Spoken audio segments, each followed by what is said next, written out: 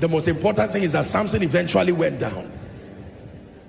Are we together? Many times, do you know, if Samson realized, I don't know what really happened to him.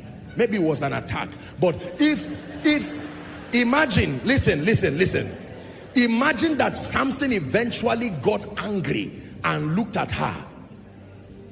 A lion, Samson tore a lion, tore a bear, defeated the Philistines, removed the city gate, not the door to your house, the gate to a city that people use cranes to carry. He carried it and then went up a mountain, dropped it there. If you were asked to go and fight such a man, wouldn't you turn and look at the person who sent you and say, is this how you want to kill me? So imagine, but with all of that, when money came, he said, clear the way. Let me show you the power I have. I don't talk, but I move things. Money for you. And Delilah said, all right, since you brought the subject of money, I can take the risk. Finally, Samson revealed the secret. My glory and the power is in the covenant that is captured in my hair. Samson, the Philistines are upon you. He got up, the Bible said he shook himself as before. This time around, money had gone forth. And notice, the moment they discovered, after she shaved his hair, the next thing that happened was his eyes, not his hands. Vision was what was taken away immediately. His eyes were plucked out. When his eyes were plucked out, the devil did not want to remove the hand, because he would still be useful for the devil. And you see what a great man, a judge, a man who was dreaded by some of the best armies in the then world, he became one who was going around threshing in the prison. He was bound with fetters, and his assignment was to go and be grinding. Can you imagine? Reduced from a place of honor using the tool of money. I'm praying for you. Whatever has reduced you to a place of shame and mockery, reduced your family, ordained for greatness, but brought down because of the absence of economic resources, may my God, who is the lifter of men, in this season that the church is stepping into, in the name of Jesus, may God prosper you for greater works. May my God prosper you for greater works. Please sit down. The force of wealth and abundance. Number 5. Are you ready for the 5th force? The 5th force that is responsible for greater works. My God, I really believe that this word is entering someone's spirit, that you are getting, there is a holy anger that is coming upon you, that when you get up, you will coordinate all these forces and your life will become a sign and a wonder. The 5th force that is responsible for exalting and releasing Jesus, revealing him to the world, is called the force of influence. Write it down, please. Influence is power. The force of influence. The force of influence. Influence is power. Please write it down. Influence is great power. The force of influence. Influence, like money, are related. They shape civilizations. They define people's understanding. They define people's thinking. They define people's values at any given point. Can I tell you, our world today is not just going at the mercy of time. Our world today is a reflection of the mindset of certain influential people, godly or otherwise, from technology to sociology to the language we use, the way we raise children, the way family is run. Are we together now? The way ministry is run, the way businesses are conducted. Civilization, influence literally shapes civilization. What does it mean to influence? Number 1, the capacity to have an effect. Influence is defined as the capacity to have an effect on the character, perceptions, behaviors, decisions, and the values of another. I will take it again. Influence is the capacity to have an effect, whether positively or negatively, an effect on the character, on the perceptions, on the behavior, on the decisions, and on the value of another. When you have an effect on the character, the perception, the behavior, the decisions, and the values of another, you are exerting influence upon that person. One last time, the capacity to have an effect on the character, number one. Number two, the perception. Number three, the behavior.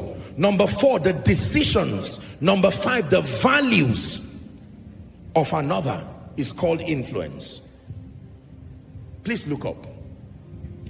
This concept of influence is very powerful and is very profound, because you see, a handful of people historically and even now are the ones who are always responsible for shaping and defining the narrative of a civilization. Are we together now? That people, a crowd of people, will usually model their lives after an individual or a set of individuals that they consider to be worthy of emulation. They call them all kinds of names. Role models. Some will call them celebrities. Some will call them influencers.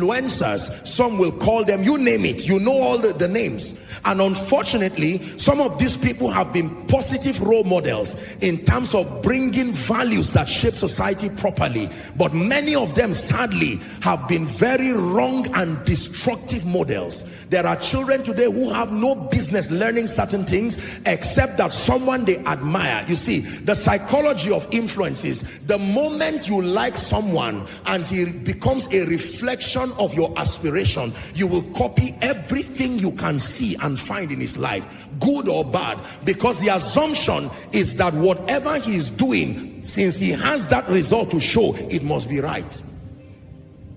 Are we together? So when Satan wants to destroy a generation, he does not go after everybody. What happens is that he builds certain people through covenant, backed up with excellence, and an indoctrination that makes them know that they are pro-Satan, antichrist, vocally so. And then when he brings them, when that negotiation is done, then he will exalt them and give them the leverage of influence. Are we together now?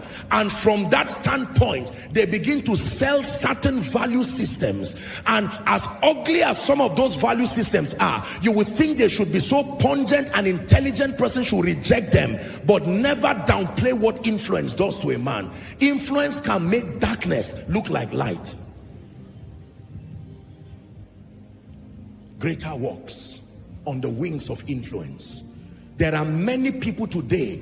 Did you know, once upon a time, have you noticed that generally speaking, we speak better, our generation communicates a lot better? Not necessarily because people have gone to more schools and learned. It's simply because the internet has afforded people a greater opportunity to hear and listen to communicators, and that has automatically improved people. You listen to our children. When you hear our children speak, you wish you were them. They speak intelligently. They will correct you. I had an experience with one of our lovely children. I was calling everything that was round orange. So one time I was at the rotunda and I said, wow, this is orange. And she tapped me. She said, it's not orange. I can't remember the name she called it. And she was right. Ladies and gentlemen, O is for, that's what you were taught. Anything that is O is orange.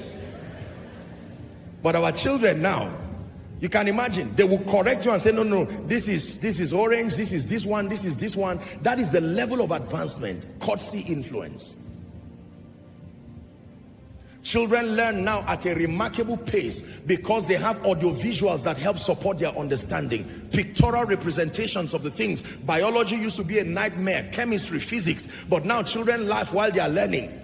When they fail, the teachers call them and say, were you in your right state of mind? Are you okay? We can repeat the test. You know what happened when you were writing your test.